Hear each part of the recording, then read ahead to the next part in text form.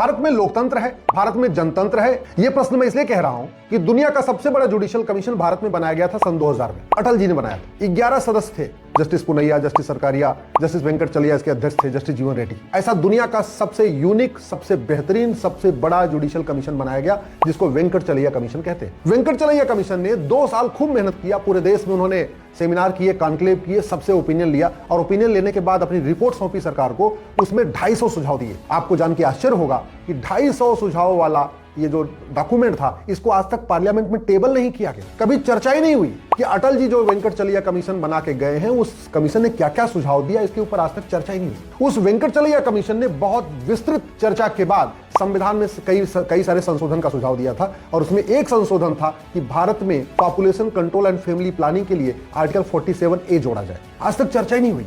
भारत की 50% समस्याओं का मूल कारण जनसंख्या विस्फोट है। इसलिए तत्काल संसद में बिल लाएं और हमारे दो तत्काल अनिवार्य करें और जो न माने उसकी नागरिकता छीनने का प्रावधान करें। यह सिटीजनशिप एक्ट है, ये 1955 में बना था। ये महाघटिया है, महासड़ा हुआ है। नतीजा यह है करोड़ों लोगों को भारत की नागरिकता मिल गई फर्जी तरीके से, लेकिन किसी एक भी व्यक्ति की नागरिकता नहीं गई है। तो कानून में प्रावधान होना चाहिए, जो हमारे दो मानेगा वो भारत का नागरिक कहलाएगा, जो हमारे दो नहीं मानेगा उसकी नागरिकता खत्म हो जाएगी। इसलिए इस सिटीजनशिप एक्ट में ये बदलाव करना जरूरी है।